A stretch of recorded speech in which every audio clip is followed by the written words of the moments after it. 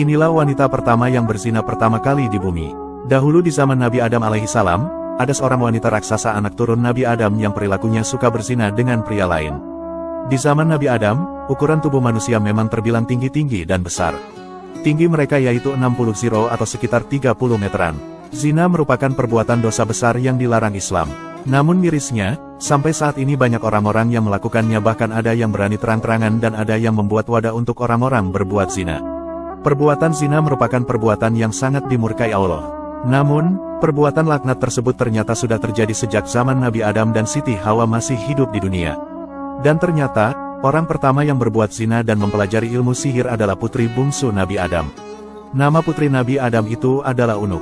Unuk adalah putri bungsu Nabi Adam yang memiliki bentuk fisik berbeda dari anak-anak lainnya karena memiliki fisik yang menyeramkan.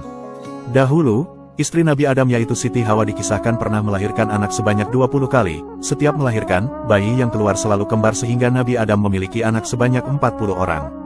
Dan yang terakhir, Siti Hawa melahirkan anak secara tunggal dan menjadi anak bungsu Nabi Adam. Anak bungsu Nabi Adam dan Siti Hawa ini lantas diberi nama Unuk.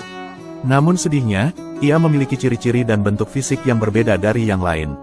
Unuk sendiri memiliki ciri-ciri yang unik yaitu memiliki 2 kepala, memiliki 20 jari tangan, yakni telapak tangan masing-masing 10 jari, dan punya kuku yang panjang dan bengkok. Diriwayatkan, Siti Hawa dengan jiwa keibuannya dahulu tetap merawat Unuk hingga si anak dewasa. Dalam perjalanan waktu, terjadilah peristiwa pembunuhan pertama di bumi yakni Qabil membunuh saudaranya Habil.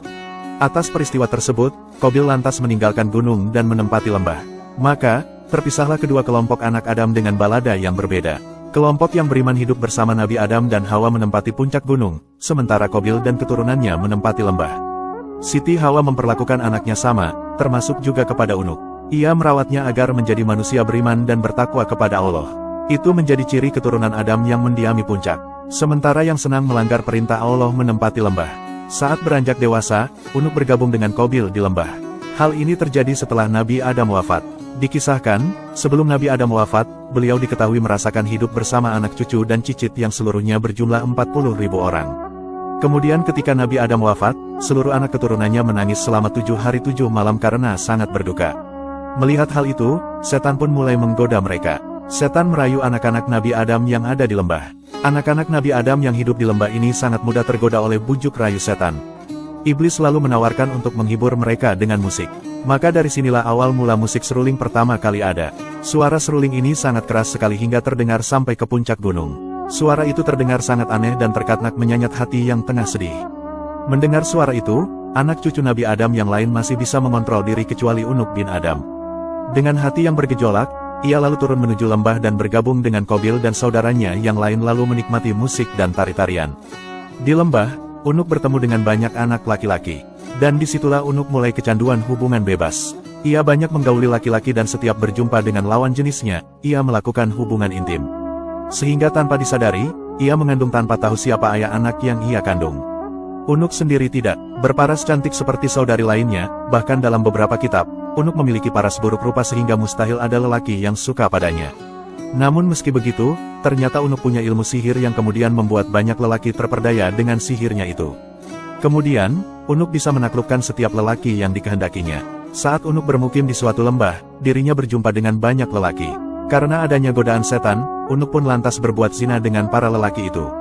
Bahkan mirisnya, setiap bertemu laki-laki Unuk selalu melakukan perbuatan zina. Tanpa disadari, Unuk pun lantas hamil tanpa tahu siapa ayah dari anak yang dikandungnya.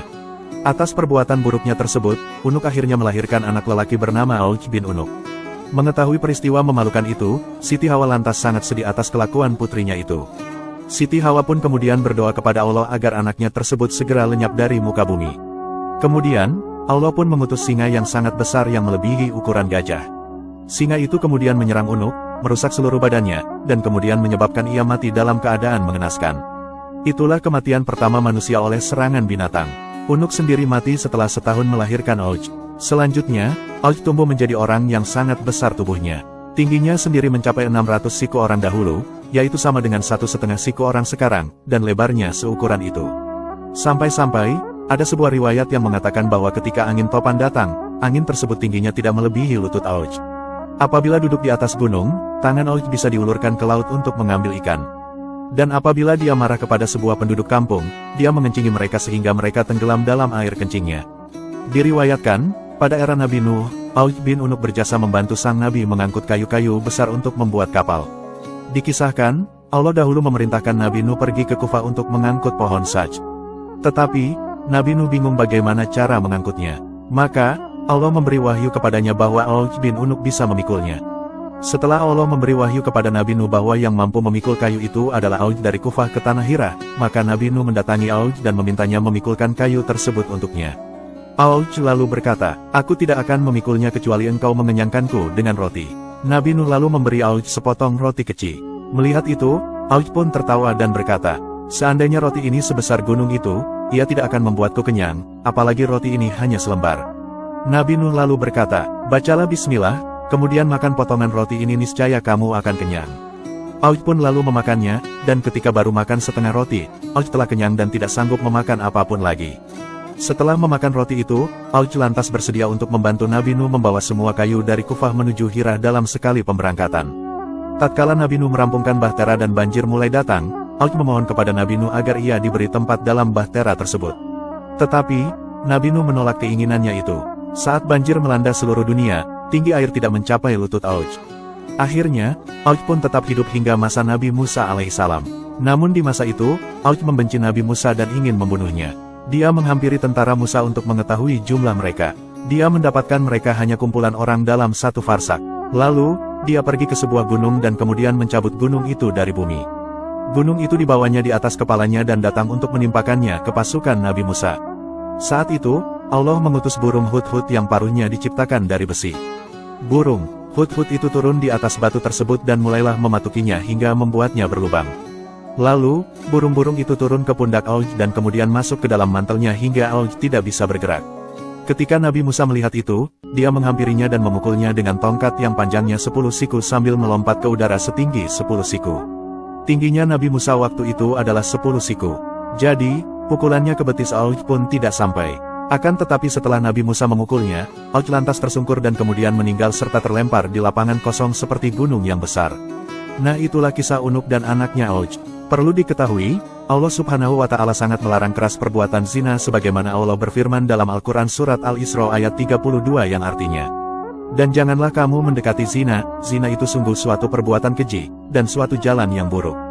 Quran Surah Al-Isra ayat 32. Dalam sebuah hadis yang diriwayatkan oleh Ibnu Majah, dari Utsman bin Affan bahwa ia mendengar Nabi Muhammad bersabda, "Tidak halal darah seorang muslim kecuali karena salah satu dari 3 perkara berikut. Yaitu lelaki yang berzina sedangkan ia telah menikah, maka dirajam hingga mati, atau lelaki yang membunuh jiwa tanpa alasan yang dibenarkan, atau lelaki yang murtad setelah Islam." Hadis riwayat Ibnu Majah. Nabi Muhammad juga bersabda, bahwa doa-doa orang yang berzina dan tidak bertaubat maka tidak akan dikabulkan sebagaimana hadis dari Utsman bin Abu Al-Asyar, bahwa Nabi Muhammad pernah bersabda yang artinya, "Pintu-pintu langit akan dibuka pada pertengahan malam, lalu berserulah malaikat. Siapa saja yang berdoa pasti akan dikabulkan. Siapa saja yang meminta pasti akan diberi. Siapa saja yang dalam kesulitan, maka akan diringankan." Tak henti-hentinya seorang muslim berdoa melainkan telah dikabulkan oleh Allah kecuali wanita pezina yang berkeliaran menjajakan kemaluannya atau pencatut uang rakyat. Selain itu, bagi pelaku zina kelak mereka akan mendapatkan azab yang sangat amatlah pedih.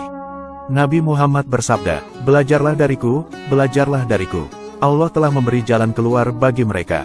Perjaka yang berzina dengan gadis didera 100 kali dan diasingkan, laki-laki yang sudah menikah berzina dengan perempuan yang sudah menikah maka didera 100 kali dan dirajam. Hadis riwayat Muslim.